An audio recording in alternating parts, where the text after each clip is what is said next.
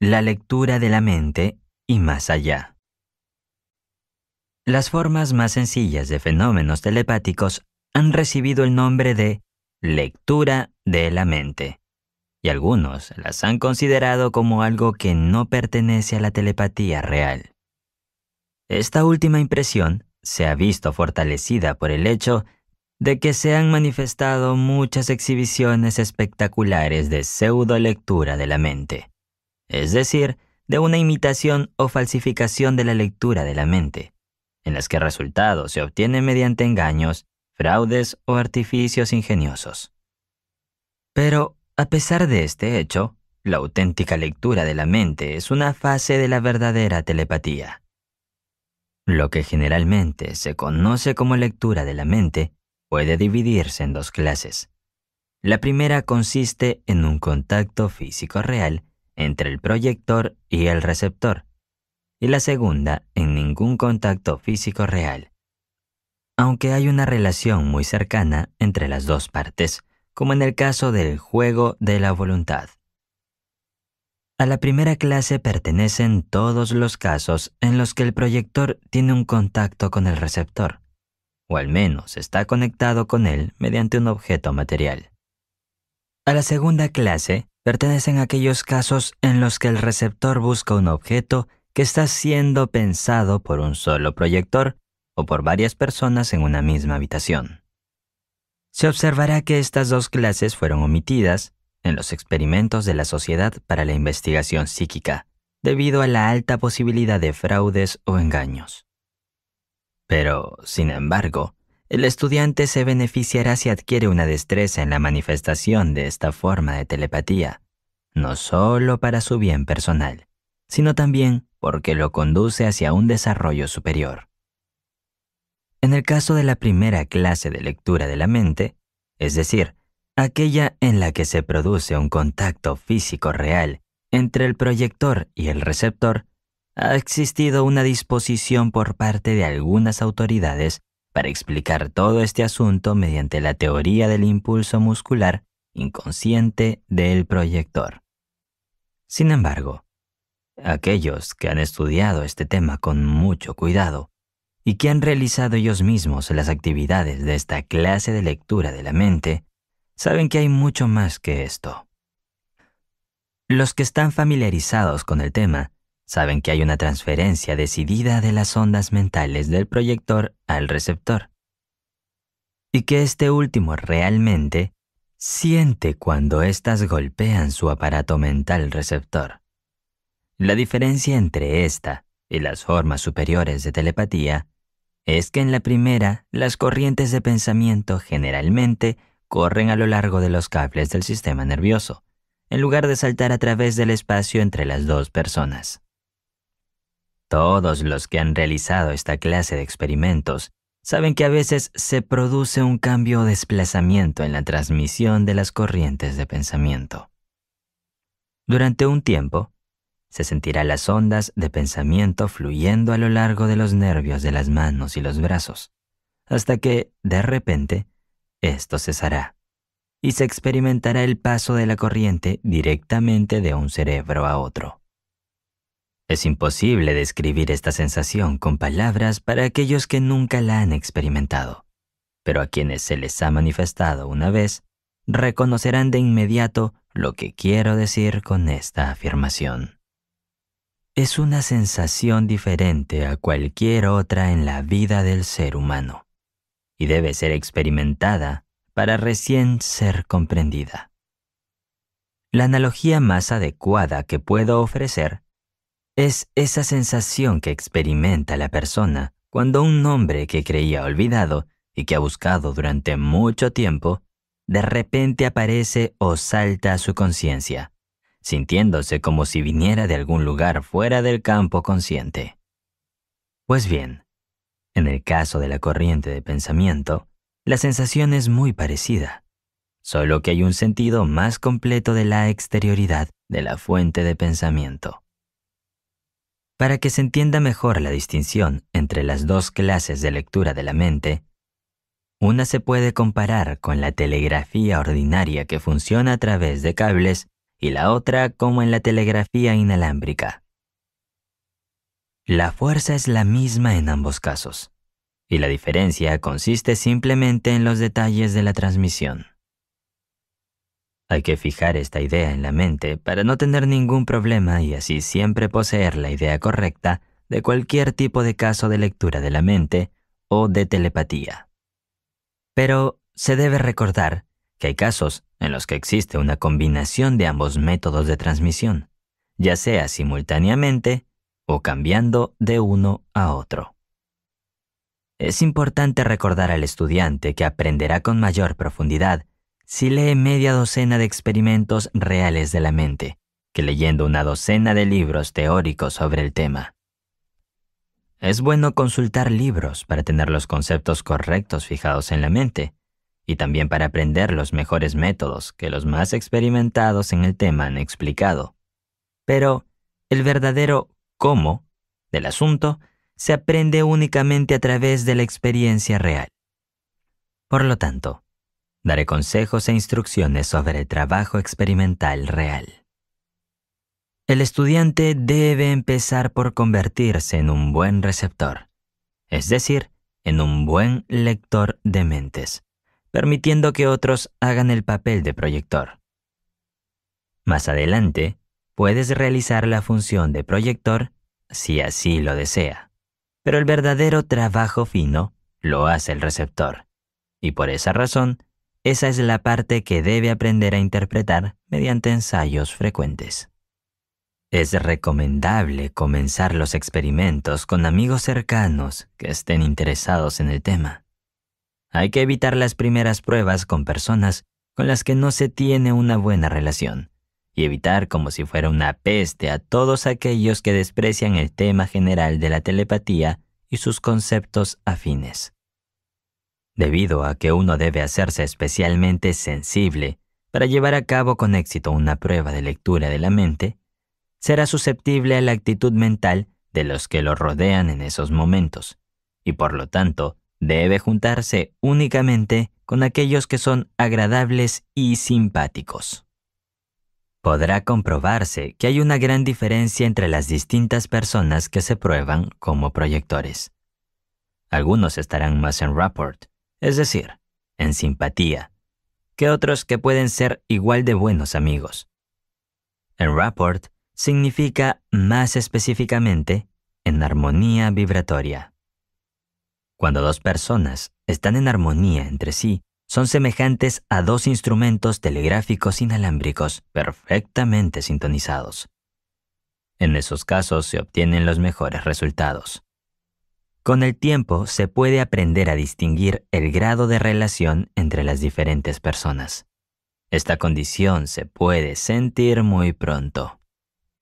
Al principio, será bueno tratar con diferentes personas, una tras otra, en cada experimento de lectura de la mente, con el fin de elegir la mejor y también para aprender la sensación de los diferentes grados de condición en rapport.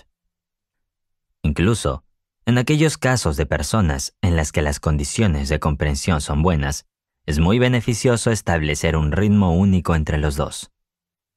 Esto se logra respirando al mismo tiempo durante unos instantes. Las dos personas tienen que hacerlo. Se comienza contando 1, 2, 3, 4, como el pausado tic-tac de un reloj. Ambas personas deben unirse en ese conteo, hasta que las mentes trabajen al mismo tiempo rítmico.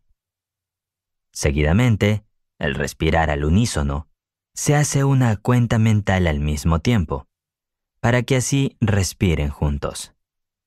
Hay que contar mentalmente. 1, 2, 3, 4, mientras inhala. El 1, 2 se realiza conteniendo la respiración. Y luego, 1, 2, 3, 4, exhalando o expirando. Hay que probar esto varias veces y se verá que se ha establecido un ritmo semejante entre las dos personas. En el progreso de un experimento, si no se dan buenas condiciones, deberá hacerse una pausa durante unos momentos y restablecer la armonía rítmica adecuada para este método. Se empieza haciendo que el proyector seleccione algún objeto destacado de la habitación. Por ejemplo, una silla o una mesa. A continuación, se solicita a la otra persona que agarre su mano izquierda con su mano derecha.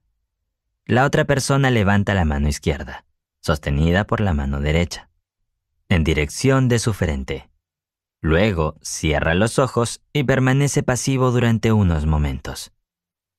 Se le pide a la otra persona que concentre su mente en el trabajo seleccionado y que desee que quien está intentando leer la mente se mueva hacia él.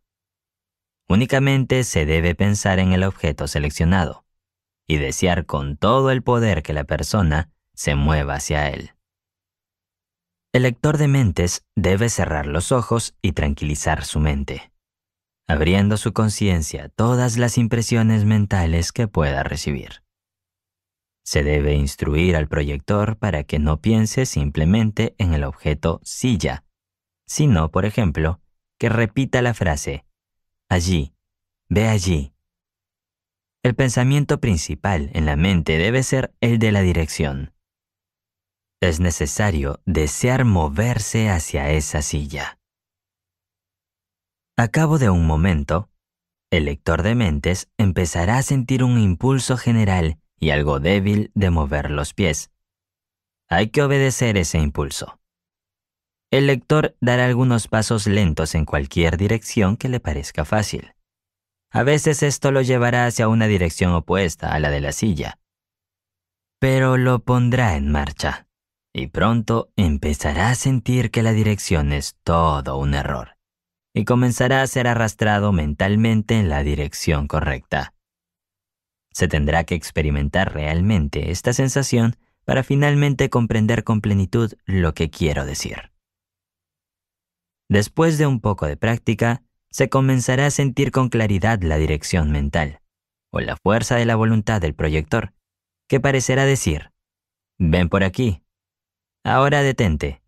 Ahora gira un poco a la derecha. Ahora un poco a la izquierda. Ahora detente donde estás y saca tu mano derecha. Baja tu mano. Mueve tu mano un poco a la derecha. Eso es. Ahora lo tienes. Todo bien. En poco tiempo, se aprenderá a distinguir entre el pensamiento, no, eso está mal, y el, eso está bien. Y entre el vamos y el no vamos, convirtiendo al lector de mentes en alguien completamente pasivo y receptivo y obediente al pensamiento y a los impulsos de la voluntad del proyector. De esta forma actuará como un barco bajo la influencia del timón en la mano del proyector. Una vez que se haya alcanzado la destreza en la recepción de las impresiones e indicaciones mentales, podrá ser atraído o atraída, como un trozo de acero al imán, hacia el objeto seleccionado. A veces parecerá como si lo movieran en contra de su propia voluntad, o como si otra persona moviera los pies por él. En otras ocasiones, el impulso será tan fuerte que se lanzará delante del proyector, arrastrándolo en lugar de tenerlo un poco por delante o al costado. Todo es cuestión de práctica. Se descubrirá con el tiempo la gran diferencia entre los distintos proyectores. Algunos de ellos estarán en perfecta sintonía con otra persona, mientras que otros no conseguirán hacerlo.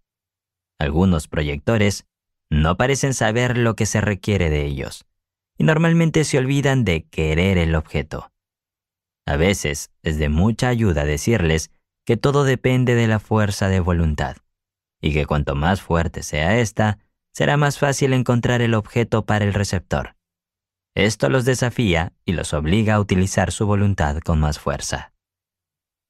Con la práctica se aprenderá a reconocer esa particular sensación de todo va bien, la cual llega cuando finalmente la persona se sitúa frente al objeto deseado.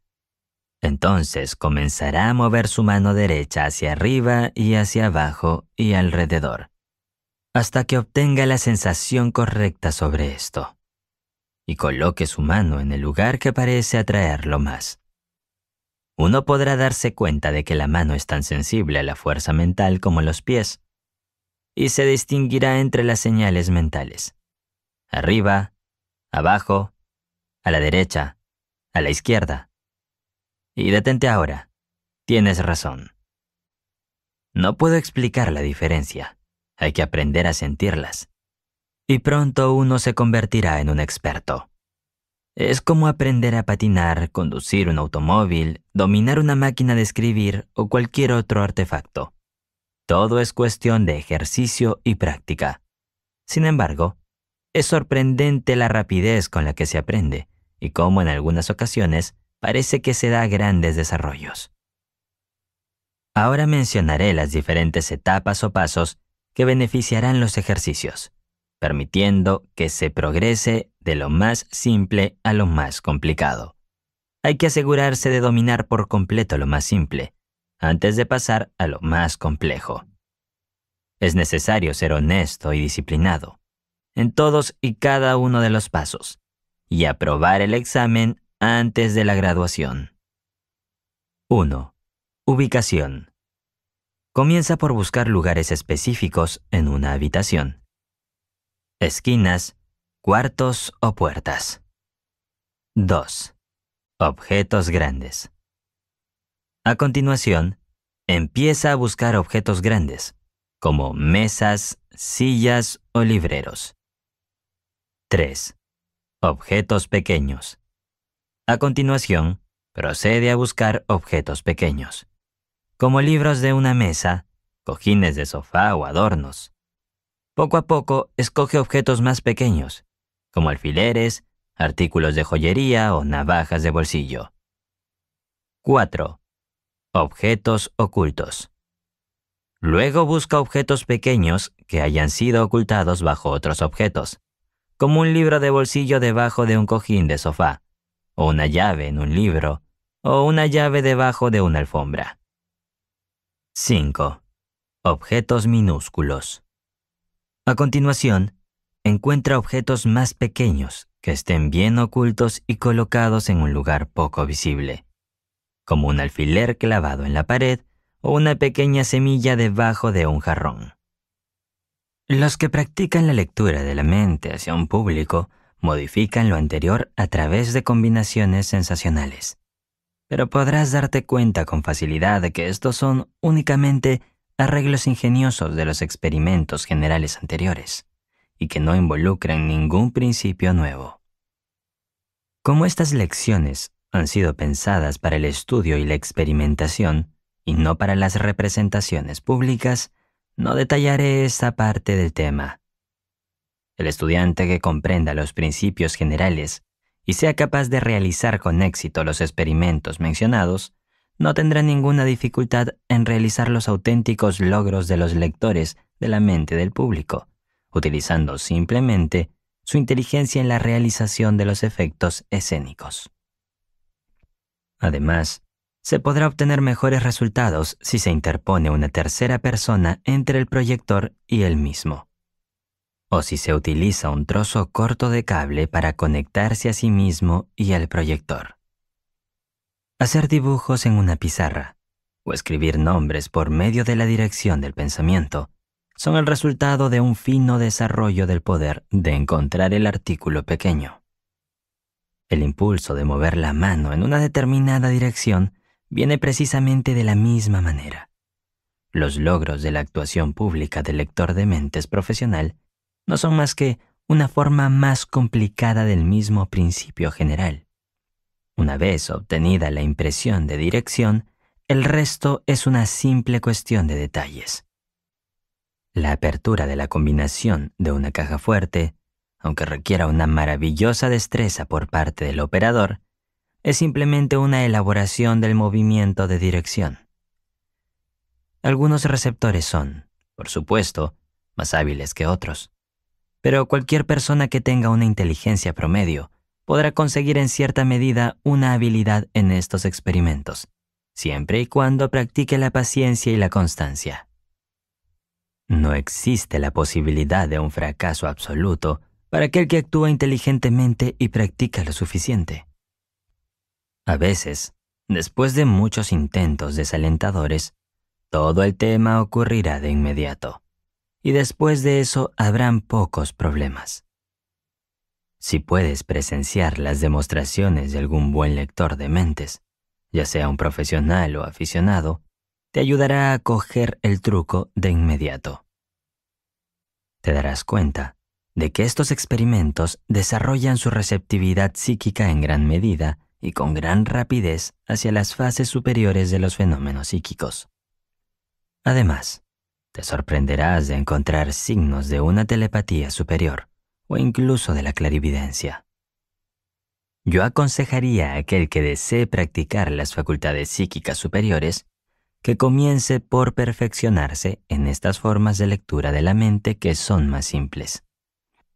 Además de los beneficios que se obtienen, la práctica resulta muy interesante y permite ingresar a un agradable entretenimiento social. Por lo tanto, nunca permitas que el deseo de alabanza social o popularidad se entrometa en la investigación y los experimentos serios. El segundo paso del desarrollo. El estudiante, después de haberse perfeccionado en los experimentos mediante los requerimientos de la primera clase de lectura de la mente, es decir, donde no hay contacto físico real entre el proyector y el receptor, pero sí una estrecha relación en el espacio que hay entre los dos.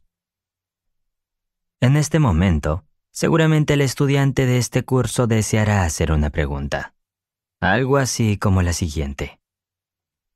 Usted nos ha dicho que no hay ninguna diferencia real entre la telepatía a gran distancia y aquella en la que solo existe una mínima diferencia en la posición del proyector y del receptor, siempre que haya un contacto físico real. Siendo esto así, ¿por qué insiste en la estrecha relación en el espacio que acaba de mencionar? La respuesta sería la siguiente. Si bien no hay distinción de espacio en la verdadera telepatía, aún en experimentos como los que ahora describiré, la cercanía física del proyector le permite concentrarse con más fuerza y también da confianza al nuevo principiante en la recepción de las corrientes mentales. El beneficio es únicamente el del efecto psicológico sobre las mentes de las dos personas y no tiene nada que ver con el poder real de las ondas telepáticas. Es mucho más fácil para una persona concentrar su pensamiento y su voluntad en una persona que tiene a la vista que en una que no está presente. Y, del mismo modo, el receptor se encuentra más confiado y a gusto cuando está en el entorno físico real de la persona que envía los pensamientos y la fuerza de voluntad. Eso es todo. Cuando las personas han adquirido familiaridad con la proyección y la recepción, entonces se supera este obstáculo y las largas distancias no tienen ningún terror para ellas. La mejor manera de que el estudiante se inicie en esta clase de lectura de la mente es que experimente mientras realiza sus prácticas de lectura de la mente por contacto físico. Por ejemplo, cuando busque un objeto, separe su mano de la del proyector durante un momento y luego trate de recibir las impresiones sin contacto. Con el tiempo descubrirá que está recibiendo impulsos de pensamientos a pesar de la falta de contacto físico, que podrán ser débiles, pero perceptibles. Un poco de práctica lo convencerá de que está recibiendo las corrientes mentales de una forma directa entre cerebros. Este efecto se verá incrementado si hace que varias personas concentren sus pensamientos y su fuerza de voluntad durante el experimento. A partir de esta etapa, pasará gradualmente a la etapa del juego de la voluntad. El juego de la voluntad, muy popular en algunos círculos, consiste en introducir a una persona, normalmente con los ojos vendados, en una habitación en donde varias personas han acordado previamente que debe encontrar alguna cosa, concentrando entonces con firmeza su pensamiento en ese objeto. Hay que enseñar al público no solo a pensar, sino también a querer activamente el progreso del receptor desde el principio hasta el final de la búsqueda. Se debe querer a lo largo de cada paso del recorrido, y luego querer su mano hasta el objeto mismo, donde quiera que esté escondido. Un practicante, en la posición del receptor del juego de la voluntad, podrá realizar todos los experimentos que acabo de señalar en la clase sobre la lectura y la mente por contacto. En el juego de la voluntad, se debe recordar que no hay que tomarse de las manos ni realizar otra forma de contacto físico entre el proyector y el receptor. La transmisión de las corrientes mentales debe ser directa, de un cerebro a otro. Por lo demás, las dos clases de experimentos son casi idénticas. Existe la misma voluntad hacia el objeto por parte de los proyectores y la misma obediencia pasiva del receptor. La única diferencia es que la corriente pasa ahora por la atmósfera del espacio, como en el caso del mensaje inalámbrico, en vez de los cables del sistema nervioso de las dos personas. El siguiente paso es el de adivinar el nombre de las cosas pensadas por la otra parte. No puedo ofrecer mejores indicaciones que las que sugirieron los investigadores de los niños de Creary, relatadas en el capítulo anterior. Cuando uno se convierta suficientemente hábil en esta clase de lectura de la mente, debería ser capaz de repetir todos los experimentos que mencioné antes, teniendo al menos un buen nivel de éxito. Todo es cuestión de paciencia, perseverancia y práctica. Una vez que te hayas vuelto muy hábil en esta clase de experimentos, puedes empezar a practicar con ejercicios a larga distancia.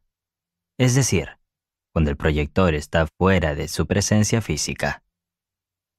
No importa que la distancia sea simplemente la que hay entre dos habitaciones contiguas, o a varios kilómetros de espacio.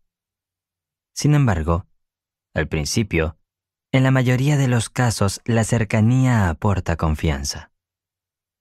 Una vez ganada la confianza, la distancia puede alargarse indefinidamente, sin perjudicar el éxito de los experimentos. Los ejercicios a larga distancia pueden consistir en la recepción de palabras sueltas, nombres o mensajes e ideas claras y distintas. Para algunos no es más difícil reproducir diseños geométricos simbólicos, como círculos, cuadrados, triángulos, que palabras o ideas. En los experimentos a larga distancia, es conveniente que el proyector escriba la palabra o el pensamiento que desea transmitir, y que el receptor anote las impresiones que recibe. Estas anotaciones servirán para registrar el progreso, y además, otorgarán un valor científico a los experimentos. Algunos experimentadores han tenido bastante éxito en los ejercicios de escritura automática de personas vivas, producidos por medio de la telepatía a larga distancia. En estos casos, el receptor se posiciona con pasividad en la hora acordada para el experimento, y el proyector se concentra intensamente en una o varias frases, o en una palabra, al mismo tiempo que desea que la otra persona escriba la palabra. El famoso investigador de fenómenos psíquicos, el difunto W. T. Stead, editor de un periódico londinense, el cual falleció en el hundimiento del Titanic, tuvo mucho éxito en experimentos de este tipo. Sus registros escritos son muy interesantes e instructivos. Por supuesto, se debe comprender que en todos los casos de experimentos telepáticos a larga distancia, debe haber un entendimiento entre las dos personas en cuanto al tiempo y a la duración del experimento, con el fin de obtener mejores resultados. Personalmente, sin embargo, he conocido algunos resultados muy excelentes en los que la recepción del mensaje se produjo varias horas después del envío, demostrando así que la telepatía es en cierta medida independiente del tiempo, así como del espacio. Pero, por regla general, los mejores resultados se obtienen cuando las dos personas se sientan al mismo tiempo. No te conformes con aceptar informes ajenos sobre estas cosas. Pruébalas por ti mismo. Descubrirás un mundo maravilloso de nuevas experiencias. Pero recuerda en todo momento que debes proceder paso a paso, perfeccionándote en cada etapa antes de pasar a la siguiente. Psicometría clarividente. La palabra clarividencia significa visión clara. En su uso actual, contempla un amplio campo de fenómenos psíquicos. Además, es utilizado por diferentes escritores para designar fases de fenómenos psíquicos que se diferencian ampliamente entre sí. El estudiante suele confundirse cuando se encuentra con estas definiciones y usos que son aparentemente conflictivos. En el glosario de la Sociedad para la Investigación Psíquica, el término se define de la siguiente manera: la facultad o el acto de percibir, como si fuera visualmente, con alguna verdad coincidente, alguna escena distante. Se utiliza a veces, pero apenas con propiedad, para la visión trascendental o la percepción de seres considerados como en otro plano de existencia. La señora Henry Sidgwick, una distinguida escritora sobre el tema de los fenómenos psíquicos, en uno de sus informes dirigido a la Sociedad para la Investigación Psíquica, dice lo siguiente: la palabra clarividente se utiliza a menudo de forma muy imprecisa y con significados muy diferentes. Percibo con ella una facultad de adquirir sobrenaturalmente, sin leer las mentes de las personas presentes, un conocimiento de los hechos como el que normalmente adquirimos mediante el uso de nuestros sentidos.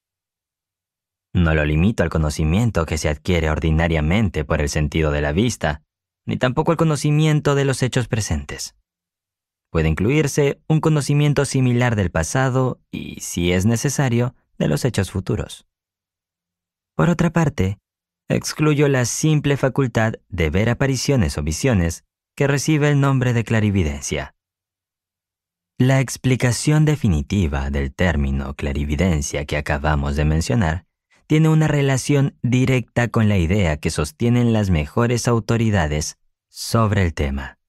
Además, distingue entre el fenómeno de la clarividencia y el de la telepatía, por una parte, y entre el primero y el de ver apariciones, por otra. Yo, personalmente, acepto la distinción por su forma científica y por su concordancia con los hechos del caso. Por supuesto, podrán ver que la aceptación de la existencia de los sentidos astrales ilumina muchos puntos oscuros sobre los que los investigadores psíquicos tienen dudas, y reconcilia hechos que eran aparentemente opuestos.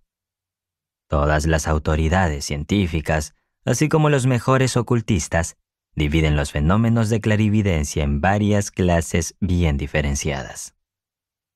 La siguiente clasificación es simple e indica claramente las principales formas de fenómenos clarividentes. 1. Clarividencia simple, en donde la persona clarividente se limita a percibir las emanaciones áuricas de otras personas, como las vibraciones, los colores o las corrientes de vibraciones del pensamiento. No obstante, no puede ver acontecimientos o escenas alejadas en el espacio o en el tiempo del observador. 2. Clarividencia en el espacio, en donde la persona clarividente percibe escenas y acontecimientos alejados en el espacio del observador, y frecuentemente también es capaz de percibir tales cosas incluso cuando están ocultas u oscurecidas por objetos materiales intermedios. 3. Clarividencia en el tiempo, en donde la persona clarividente percibe escenas y acontecimientos que han tenido su lugar original en el tiempo pasado, o escenas y acontecimientos que tendrán su lugar original en el futuro. Describiré cada una de estas tres clases junto a sus múltiples variantes, a medida que lleguemos a ellas en el lugar que les corresponde en estas elecciones. Sin embargo, Antes de hacerlo, deseo explicar los diversos métodos por los que se suele inducir la visión clarividente. Estos métodos pueden ser designados de la siguiente forma. 1. Psicometría o el método de entrar en contacto con el plano astral por medio de algún objeto físico relacionado con la persona, cosa o escena sobre la que se desea ser informado. 2. La mirada de cristal o el método de entrar en contacto con el plano astral por medio de la mirada en un cristal o espejo mágico. 3. El ensueño clarividente o el método de entrar en contacto con el plano astral a través de estados psíquicos en los que las imágenes, los sonidos y los pensamientos del plano material y físico quedan fuera de la conciencia. Procederé ahora a ofrecer los detalles relativos a cada una de estas tres clases de métodos que inducen a la visión clarividente o a las condiciones de relación con el plano astral. Psicometría. La psicometría es aquella forma de fenómeno clarividente en la que el clarividente ingresa en el plano astral por medio del vínculo de conexión de objetos materiales, como un trozo de piedra, un pedazo de cabello o una prenda de vestir. Por lo tanto, ha tenido asociaciones previas con la cosa, persona o escena respecto a la cual se requiere la visión clarividente. Sin entrar en explicaciones técnicas del ocultismo, diría que la virtud de estos artículos consiste enteramente en su valor asociativo. Es decir, que tienen en sí mismas ciertas vibraciones de experiencias pasadas que sirven de nexo de unión o de filamento asociado con la cosa que se pretende introducir en el campo de la visión clarividente. Alcanzar clarividentemente una cosa, una escena o una persona de esta manera es parecido a desenrollar un ovillo de hilo, cuando se tiene el extremo suelto en la mano.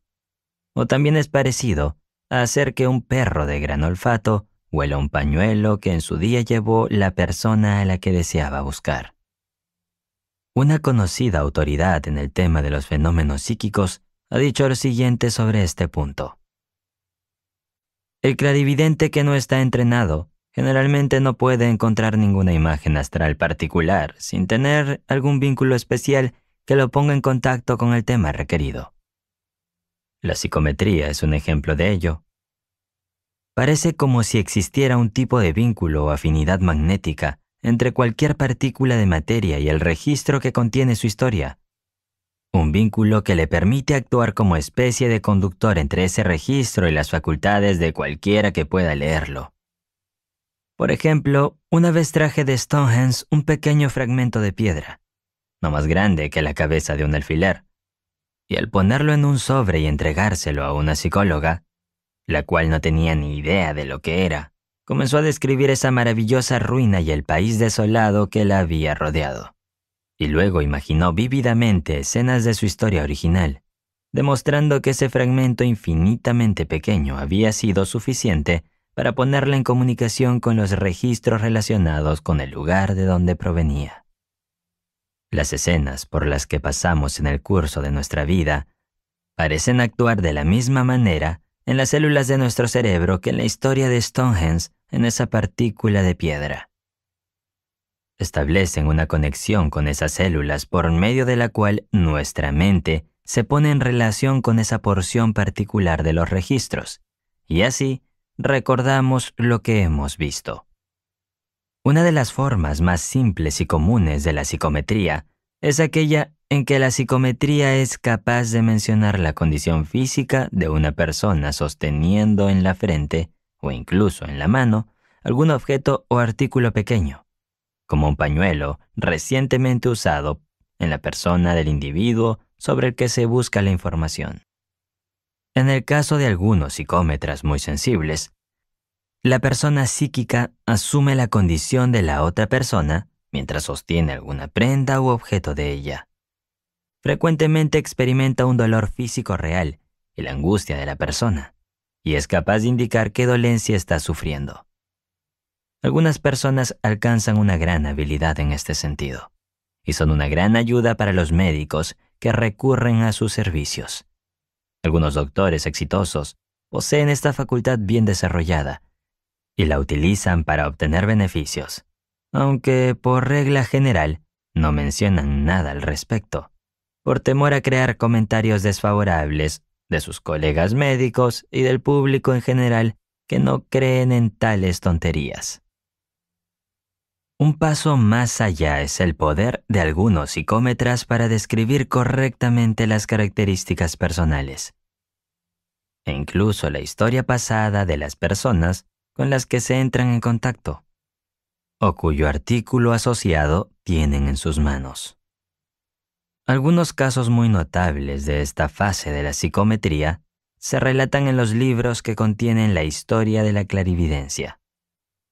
Uno muy interesante es el relato por Schock, el destacado escritor alemán, el cual cuenta su maravillosa experiencia en este sentido. A continuación, escuché el relato con sus propias palabras.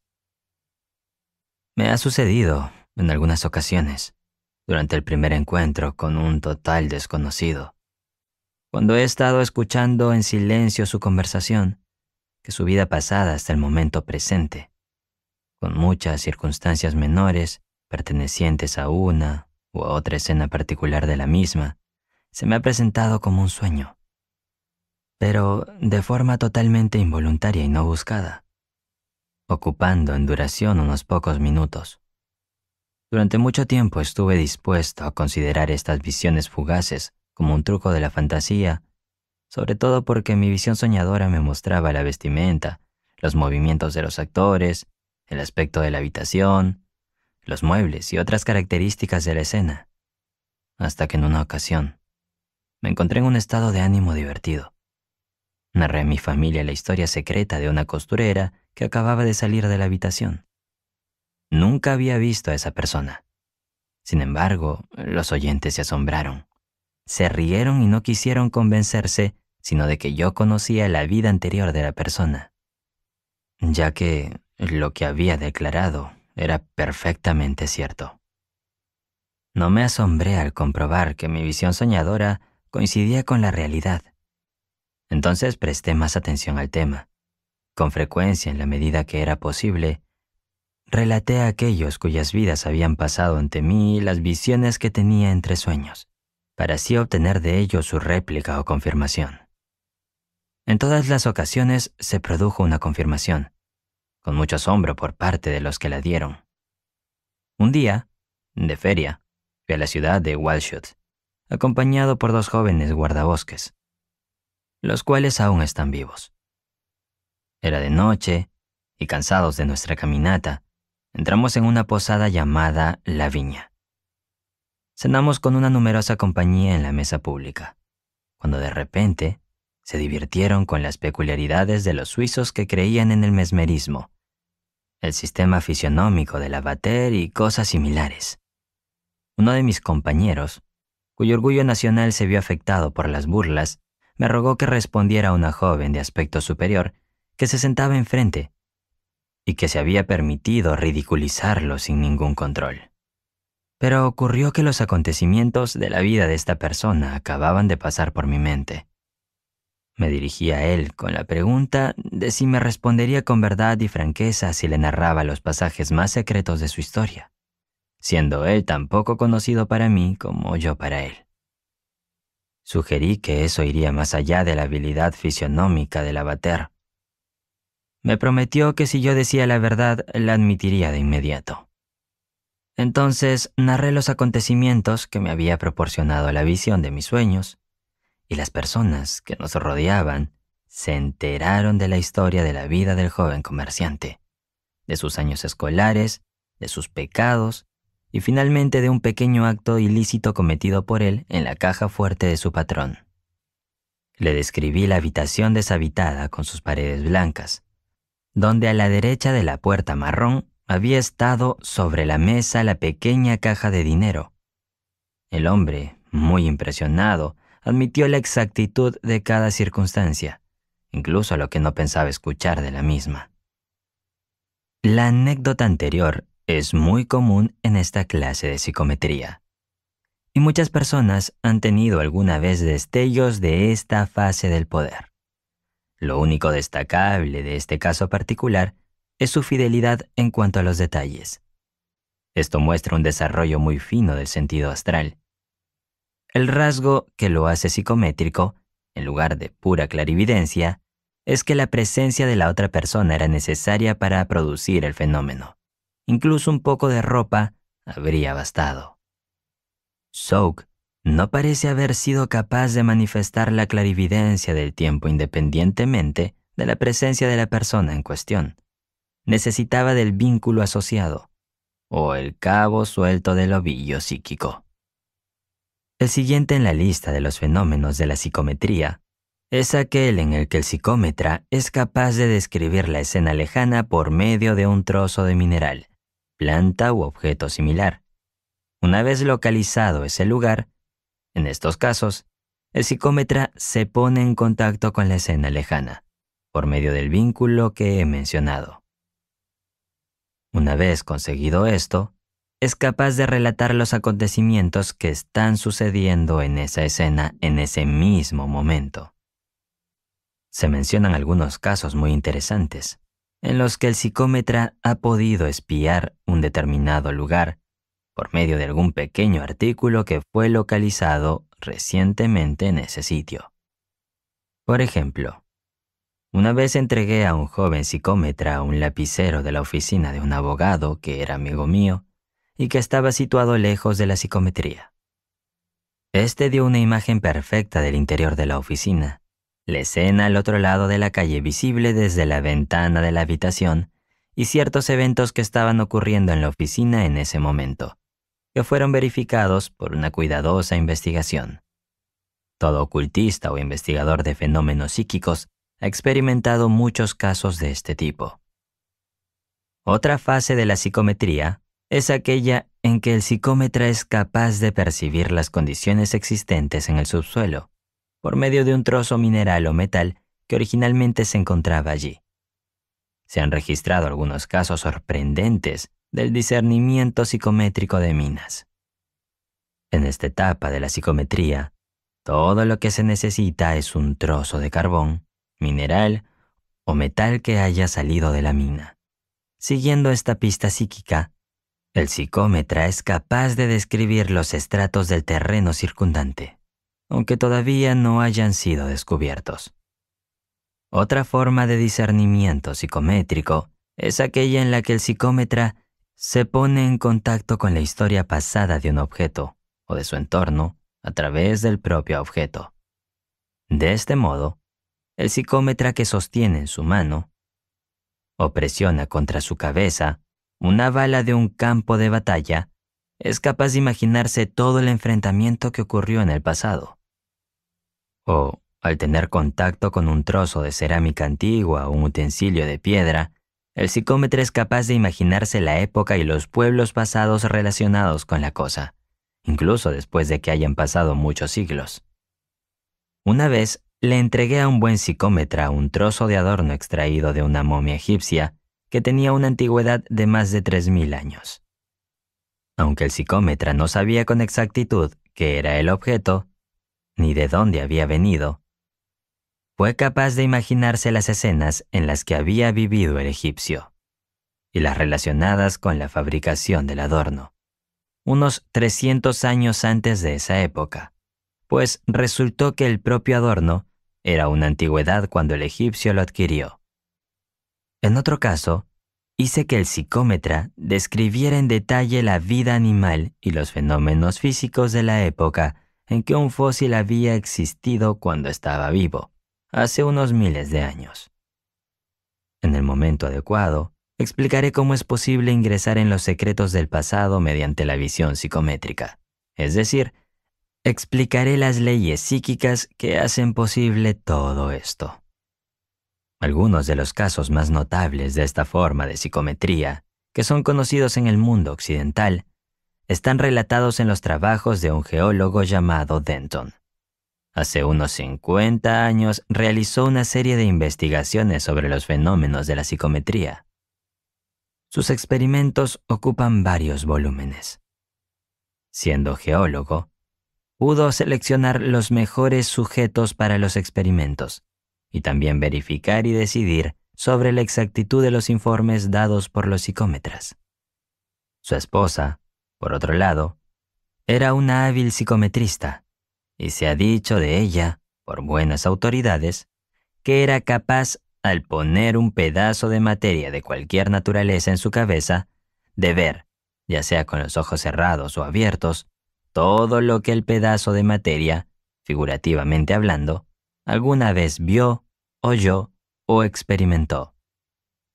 Los siguientes ejemplos darán una buena idea de los experimentos de Denton, que son típicos de esta clase de psicometría. El doctor Denton le dio a su esposa un pequeño fragmento roto de un gran meteorito.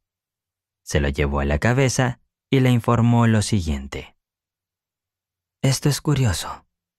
No se ve nada en absoluto. Me siento como si estuviera en el aire. O más bien, en la nada, en ningún lugar. Soy incapaz de describirlo. Parece algo alto, sin embargo, siento como si se elevara. Mis ojos son llevados hacia arriba, pero miro a mi alrededor sin obtener nada. No hay nada que ver. Ahora veo nubes, pero nada más. Están tan cerca de mí que parece que estoy en su interior. Mi cabeza, mi cuello y mis ojos están afectados. Mis ojos son llevados hacia arriba y no puedo bajarlos. Ahora las nubes parecen cada vez más ligeras, y es como si la luz del sol fuera a atravesarlas. Cuando las nubes se separan, puedo ver 1 o 2 estrellas, y luego la luna en lugar del sol. La luna parece estar cerca, y se ve rudimentaria y áspera, y más pálida y grande de lo que he podido apreciarla antes. Qué sensación tan extraña me invade. Parece como si yo fuera hacia la luna, y parece como si la luna viniera hacia mí. Todo me afecta terriblemente. El doctor Denton añade: estaba demasiado afectada para continuar el experimento por más tiempo.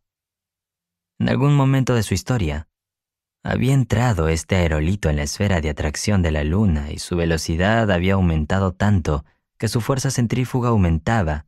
Lo había llevado de nuevo al espacio, de donde ha atraído por fuerza atracción superior de la Tierra. ¿Había caído, terminado su carrera para siempre? En otra ocasión, el doctor Denton puso a prueba a la psicometrista con un hueso de ballena. Ella supuso al principio que era de madera, pero después empezó a relatar sus impresiones psíquicas. Estas fueron las siguientes. Me siento como si fuera un monstruo. No tiene nada de árbol y es inútil que vaya más allá. Tengo ganas de vomitar. Ahora quiero sumergirme en el agua. Creo que me va a dar un ataque. Mis mandíbulas son tan grandes como para derribar una casa de un trago. Ahora sé qué es esto. Es el hueso de una ballena. Veo en el interior de la boca de la ballena. No tiene dientes. Tiene un aspecto viscoso, pero solo puedo observarlo. Ahora veo al animal entero. ¡Qué criatura tan horrible! En otra ocasión, el doctor Denton entregó a la psicometrista un diminuto trozo de esmalte del diente de un mastodonte, que había sido encontrado a 30 pies bajo la superficie de la Tierra. La psicometrista no tenía el menor conocimiento sobre las características de la diminuta escama de esmalte que se le entregó, pero sin embargo, informó lo siguiente. Mi impresión es que pertenece a algún animal monstruoso. Probablemente su dentadura. Me parece un monstruo perfecto, con patas pesadas, cabeza un poco manejable y un cuerpo muy grande. Estoy bajando hacia un arroyo poco profundo para beber. Apenas puedo hablar. Mis mandíbulas son tan pesadas. Tengo ganas de ponerme a 4 patas. Un ruido llega a través del bosque. tengo el impulso de responder a él. Mis orejas son muy grandes y coriáceas, y casi puedo imaginar que se agitan en mi cara cuando muevo la cabeza. Parece tan raro estar hablando con estas pesadas mandíbulas. Son de color marrón oscuro, como si estuvieran completamente gastadas. Hay uno viejo, con grandes colmillos. Parece muy duro. Veo varios más jóvenes. De hecho, hay toda una manada. Mi labio superior se mueve con curiosidad. Puedo agitarlo. Me parece extraño cómo se mueve. Hay una planta que crece aquí, más alta que mi cabeza. Es casi tan gruesa como mi muñeca, muy jugosa, dulce y tierna. Algo así como el maíz verde, pero más dulce. No es el sabor que tendría para un ser humano. Oh, no. Es enfermizo. Muy desagradable para el gusto humano. Podrían citarse miles de estos casos, pero el principio es el mismo en todos ellos. En mi propia experiencia, le di una pequeña pieza de la Gran Pirámide de Egipto a un psicómetra que no tenía estudios y que no sabía nada del antiguo Egipto ni de su historia ancestral. A pesar de ello, me dio un relato tan detallado y completo de la vida del antiguo Egipto que incluso se encontraba confirmado con las opiniones de las mejores autoridades, por lo que yo dudaría en publicar el informe, ya que sería considerado como una impostura de rango por la autoridad científica del medio. Algún día, sin embargo, puede que lo publique. No existen algún tipo de instrucciones especiales que ofrecer al estudiante de psicometría. Todo lo que se puede hacer es sugerir que cada persona apruebe los experimentos por sí misma, con el objetivo de averiguar si posee o no la facultad de psicometría. Puede ser desarrollada por los métodos que entregarán en otra parte del libro para trabajar todos los poderes psíquicos, pero dependerá mucho de la práctica y del ejercicio real. Agarra objetos extraños y, situado en una habitación tranquila, con el objeto en la frente, excluye todos los pensamientos del mundo exterior y olvida todos los asuntos personales. En poco tiempo, si las condiciones son las adecuadas, empezarás a tener destellos de esencia relacionadas con la historia del objeto. Al principio, estarán desconectadas y confusas, pero pronto se aclarará la escena y las imágenes se volverán más nítidas. El ejercicio constante desarrollará el poder. Practica únicamente cuando estés solo o en presencia de algún amigo cercano. Evita siempre las compañías que son poco amigables y armoniosas cuando practiques los poderes psíquicos. Los mejores psicómetras suelen mantener los ojos cerrados cuando practican su poder. Seguramente has escuchado hablar de la percepción de cartas selladas como clarividencia, pero esto solo es una forma de psicometría. La carta es un medio de conexión muy bueno en los experimentos psicométricos. Te aconsejo que comiences tus experimentos con cartas antiguas. Te sorprenderás al descubrir la facilidad con que empezarás a recibir impresiones psíquicas de las cartas, ya sea de la persona que las escribió o del lugar en el que fueron escritas, o de alguien relacionado con la historia. Uno de los experimentos más interesantes que he presenciado en psicometría fue el de una carta que había sido enviada de un lugar a otro, hasta que había dado la vuelta completa al mundo, siendo psicometrizada por una joven doncella hindú. Aunque ésta ignoraba el resto del mundo, fue capaz de imaginarse la gente y el paisaje de cada parte y lugar por donde la carta había viajado. Su informe era en realidad un interesante diario de viaje de una vuelta al mundo. Se pueden obtener algunos resultados interesantes en la psicometría de cartas antiguas. Pero hay que ser muy consciente al respecto y abstenerse de divulgar los secretos que se obtendrán con el ejercicio de estos experimentos. Sé honorable en el plano astral, así como también en el plano físico. La mirada de cristal clarividente. Como ya mencioné en la lección anterior, La mirada al cristal es el segundo método para entrar en contacto con el plano astral, bajo el término general de mirada de cristal. Incluyó todo el conjunto de fenómenos relacionados con el uso del cristal o espejo mágico, siendo un mismo principio subyacente en todos estos casos. El cristal sirve para concentrar la energía psíquica de la persona, de tal manera que los sentidos astrales son motivados a funcionar con mayor facilidad. Se advierte al estudiante que no debe considerar el cristal o espejo mágico como algo que posee un poder maravilloso en sí mismo. Por el contrario, el cristal o espejo mágico sirve como un simple instrumento físico para la visión astral, de la misma manera como el telescopio o el microscopio funcionan para la visión física. Algunas personas son supersticiosas con respecto al cristal y le atribuyen algún extraño poder sobrenatural. Pero el verdadero ocultista, comprendiendo las leyes de los fenómenos que surgen de su uso, no cae en este error.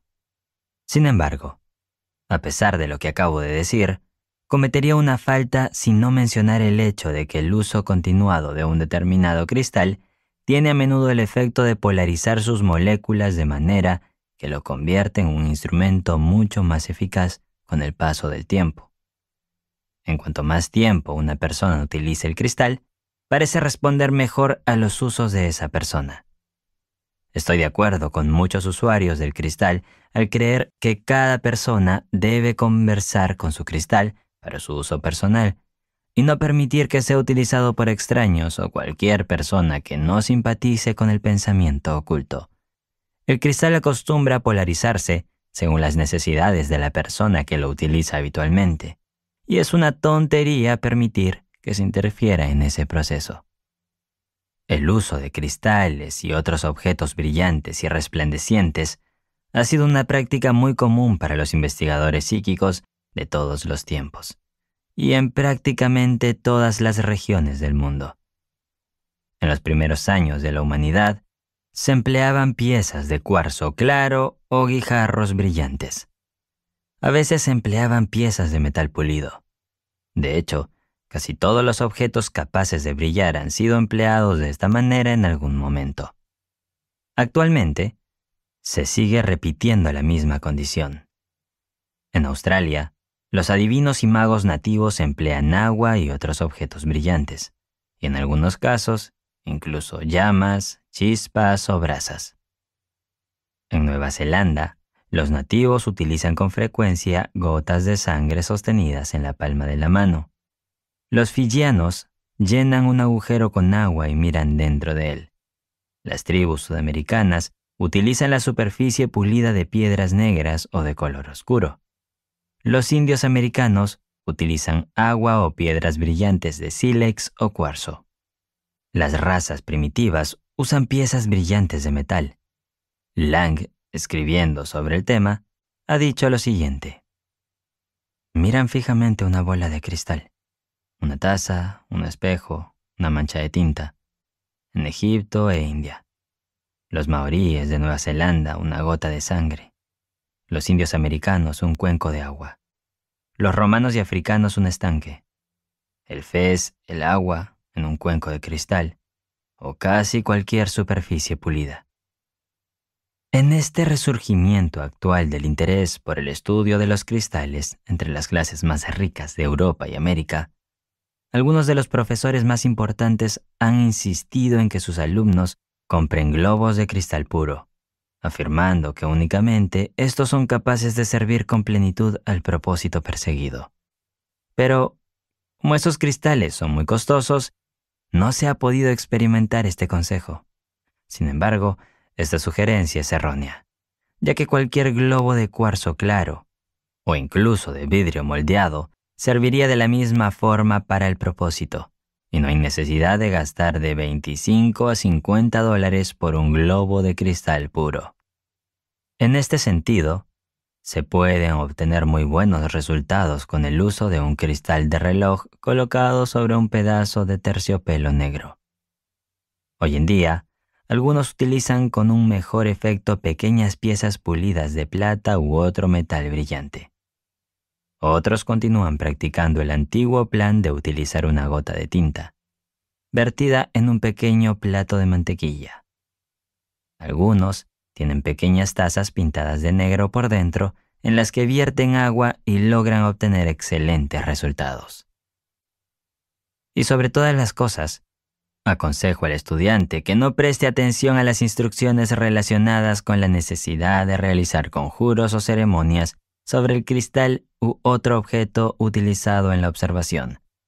Esto es una simple superstición ociosa y no tiene ningún propósito útil, excepto, tal vez, el de dar a la persona confianza en la cosa. Todas las ceremonias de este tipo tienen como objetivo mantener la atención de la persona que investiga y darle confianza en el resultado. Esto último tiene un enorme valor psicológico, por supuesto.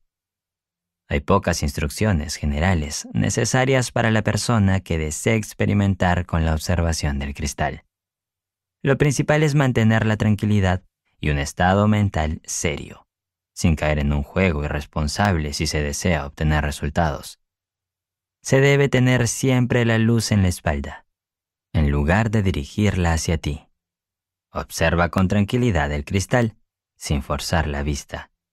No tienes que evitar guiñar los ojos.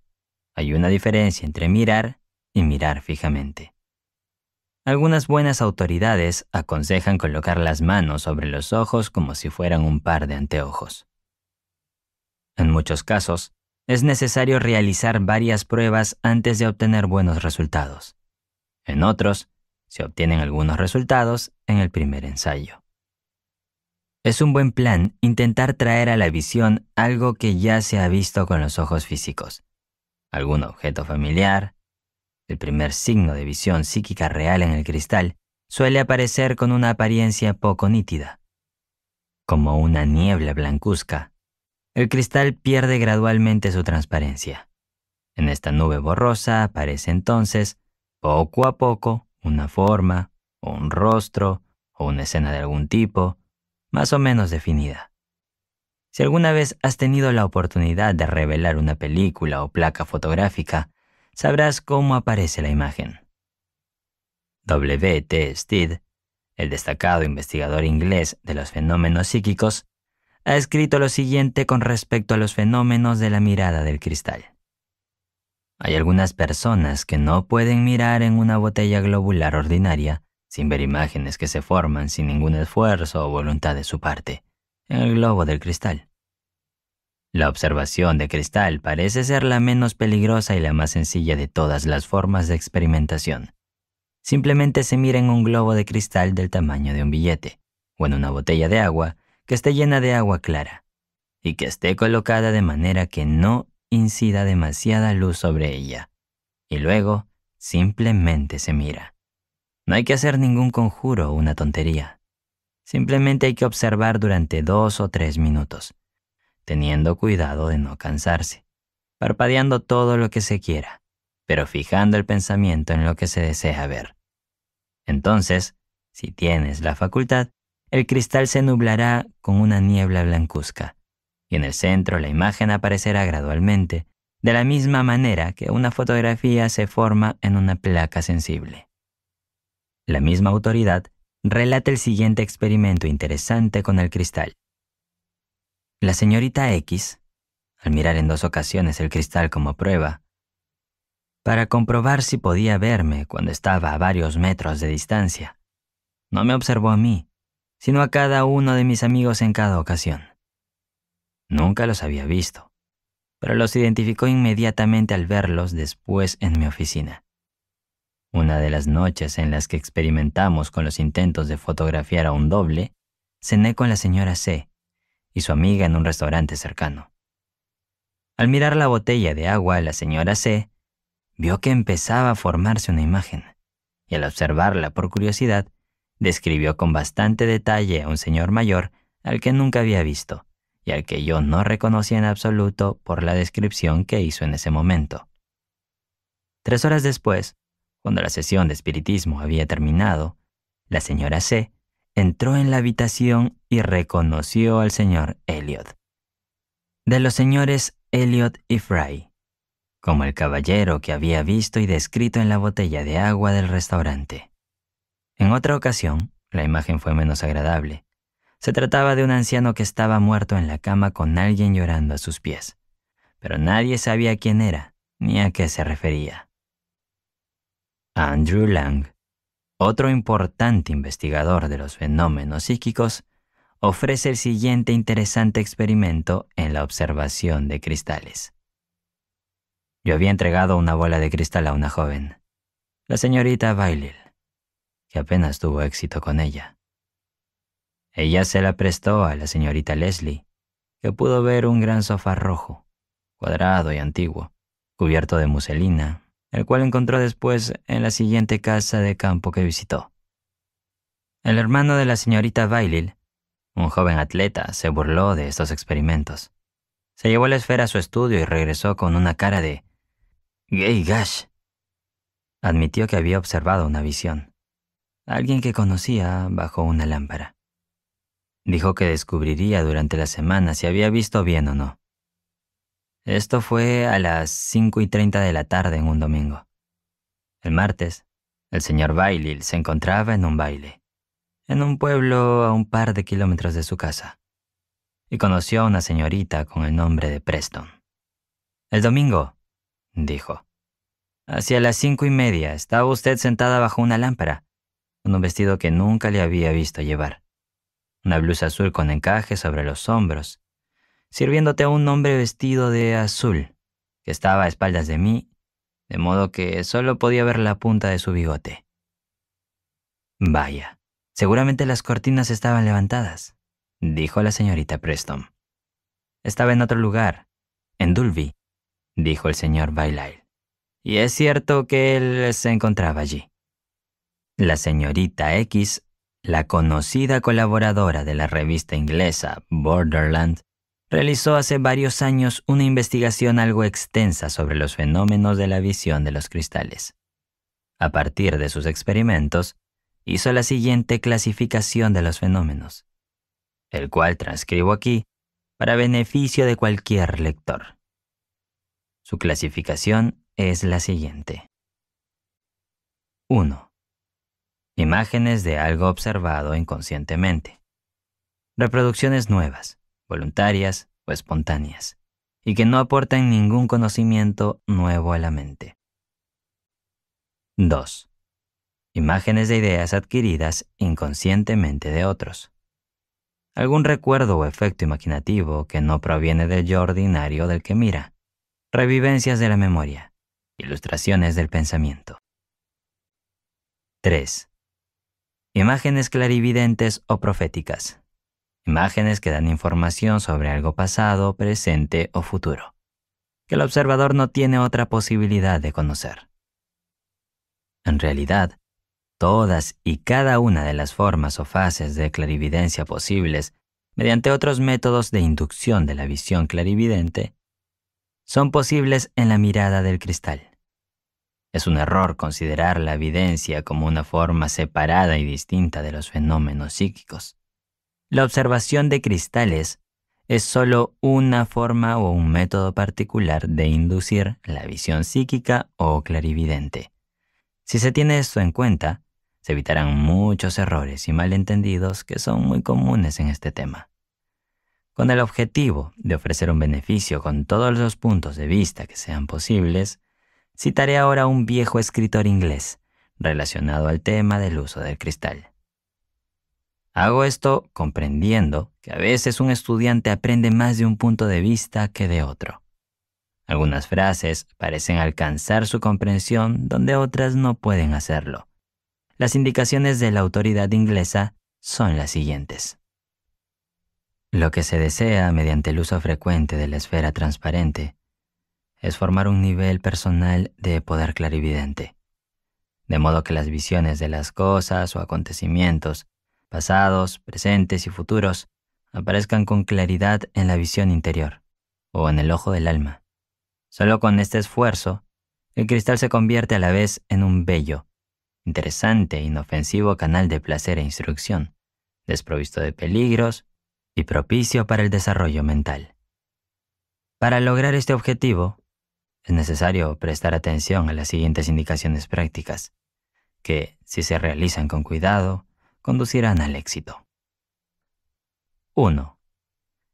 Elige una habitación tranquila donde no te molesten.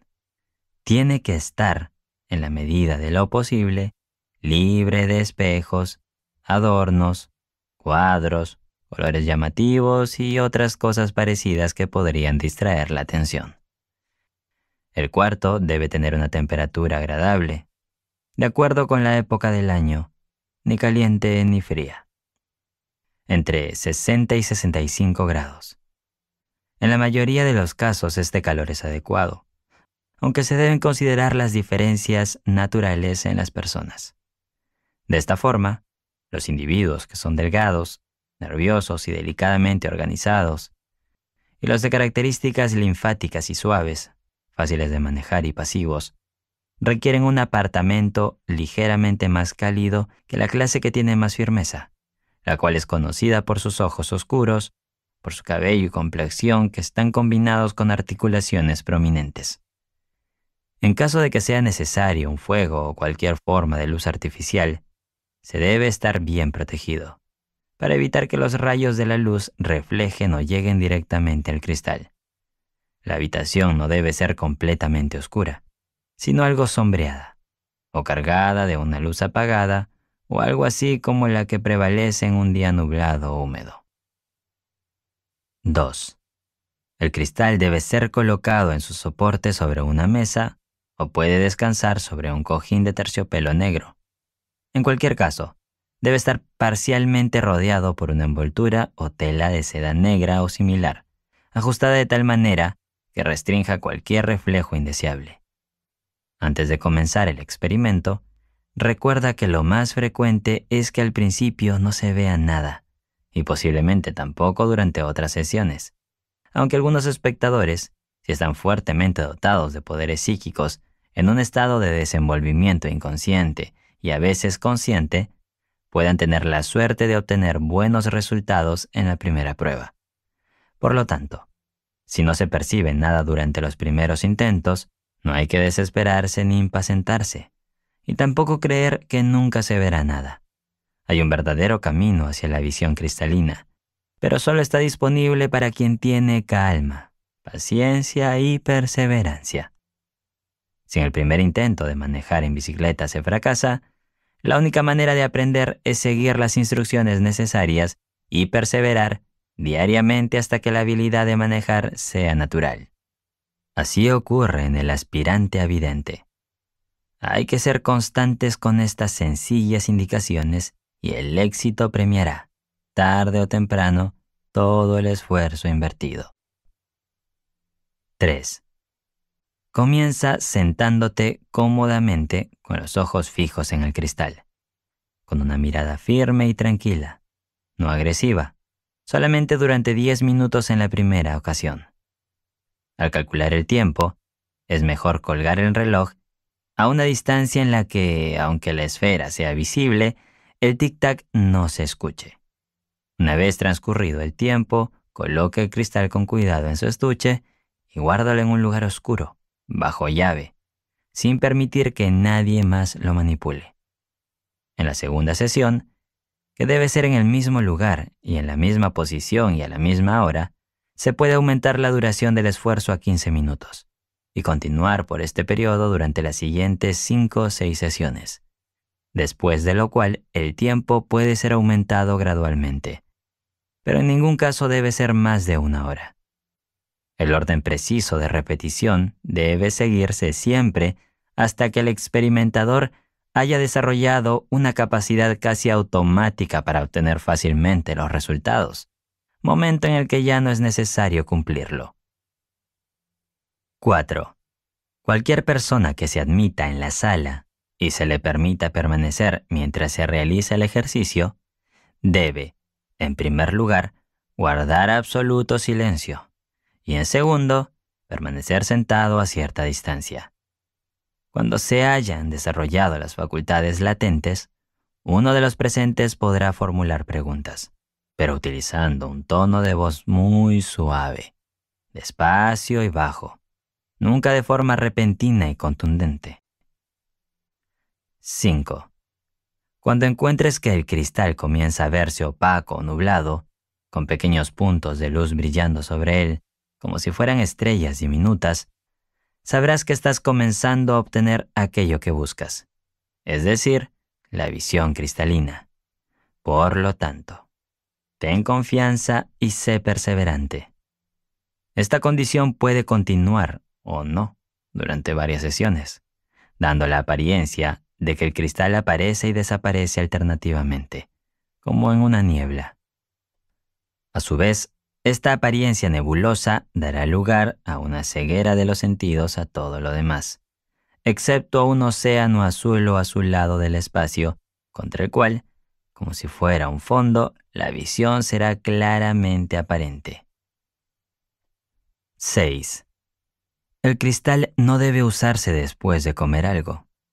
Además, se debe tener cuidado con la dieta. Consumir solo alimentos digeribles y evitar las bebidas alcohólicas.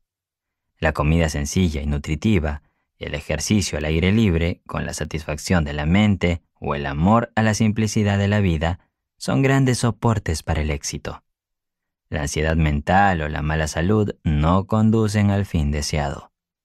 Es importante prestar atención a la respiración correcta. 7.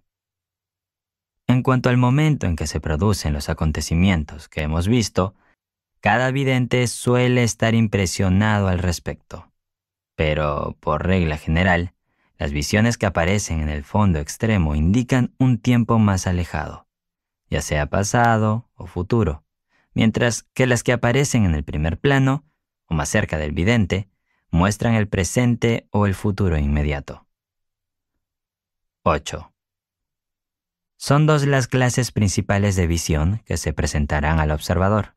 Primero, la simbólica, indicada por la aparición de símbolos tales como una bandera, un barco, un cuchillo o un pedazo de oro. Y la segunda son escenas y personajes reales, en acción o de otra manera. Las personas de tipo firme en la organización, activas, entusiastas, pero decididas, son más propensas a percibir simbólicamente o alegóricamente, mientras que los de naturaleza pasiva suelen recibir revelaciones directas o literales. Ambas clases necesitan practicar cuidadosamente la veracidad, el desinterés, la gratitud por lo que se muestra y la confianza absoluta en el amor, la sabiduría y la guía de Dios. A medida que el estudiante avance en el estudio de estas lecciones, se familiarizará con distintos detalles y métodos relacionados con las etapas de la clarividencia, conocimientos que podrá combinar con los anteriores, ayudándole a manifestar con éxito los fenómenos psíquicos de la mirada al cristal, que, como he mencionado, no es más que una simple etapa de la clarividencia y está sometida a las mismas leyes y reglas generales de manifestación. Se debe recordar que la clarividencia presente, pasada y futura es posible para el observador de cristales que se encuentra altamente desarrollado. El tubo astral, relacionado muy de cerca con los fenómenos de la mirada de cristal y la psicometría, es lo que los ocultistas conocen como el tubo astral, aunque este canal psíquico puede desarrollarse en la clarividencia ordinaria por medio del poder de la atención concentrada. No voy a hacer una descripción detallada o técnica del tubo astral, pero quiero darles una visión general y completa de él y su funcionamiento. En el caso de la fuerte concentración de la mente, de psicometría o mirada de cristal, se establece un canal o línea de fuerza en la sustancia astral que compone la base del plano astral. Esto es parecido a la estela que un barco deja en la superficie del agua por la que ha pasado. O es como una corriente de fuerza magnética en la atmósfera. Es causada por una polarización de partículas que componen la sustancia astral, que se manifiestan en una corriente de intensas vibraciones en esta misma, y sirven como un canal listo para la transmisión de la fuerza psíquica o energía astral. El tubo astral sirve de conductor para las vibraciones, corrientes y ondas de energía que hay en el plano astral y que llevan hacia los sentidos astrales de la persona la percepción de las cosas, objetos y escenas alejadas de ella en el espacio y el tiempo. El modo en que el vidente astral percibe estas cosas alejadas en el espacio y el tiempo se explicará en las siguientes lecciones de este curso. En este lugar nos ocupamos simplemente del canal por el que fluyen las corrientes de energía y que ha sido denominado como tubo astral. Como bien dice un escritor, a través del tubo astral, los sentidos astrales sienten realmente las imágenes y a menudo los sonidos que se manifiestan a distancia. Del mismo modo que uno puede ver imágenes lejanas a través de un telescopio o escuchar sonidos distantes mediante un teléfono. El tubo astral se utiliza en una variedad de formas de fenómenos psíquicos. A menudo se utiliza de forma inconsciente y surge espontáneamente, bajo la fuerte influencia de una emoción real, un deseo o la voluntad. Es utilizado por el psicómetra entrenado, sin el uso de ningún punto de partida o centro focal, sino simplemente por el uso de su voluntad entrenada, desarrollada y concentrada. Pero su uso más familiar y común es en conexión con algún objeto que sirve como punto de partida o centro focal. El punto de partida o centro focal, antes mencionado, es generalmente lo que se conoce como objeto asociado en la clase de fenómenos generales conocidos como psicometría, o bien una bola de cristal o una superficie pulida similar en lo que se conoce como mirada de cristal. Otra autoridad importante en el tema dice a sus lectores lo siguiente: la vista astral se encuentra comprimida al estar dirigida a lo largo de lo que es prácticamente un tubo. Está limitada en gran medida como lo estaría la vista física en circunstancias similares, aunque si se maneja con perfección continuará mostrando, incluso a esa distancia, las auras, y por lo tanto, todas las emociones y la mayoría de los pensamientos de las personas que están en supervisión. Sin embargo, podría decirse que por el simple hecho de usar la vista astral debería ser posible ver las cosas desde todos los lados al mismo tiempo. Y así pasaría si usara esa vista de manera normal sobre un objeto que estuviera bastante cerca de él, dentro de su alcance astral, energía psíquica, puede dejar de lado el telescopio que está utilizando y fabricar uno completamente nuevo que se acerque a su visión de manera diferente. Sin embargo, no es un camino que se adopte en la práctica. El estudiante encontrará que, a medida que avanzamos en el curso, muchos de estos puntos que ahora parecen complicados y poco claros, tomarán con el tiempo un aspecto simple y nítido. Debemos gatear antes de caminar, ya sea en la investigación psíquica como en todo lo demás.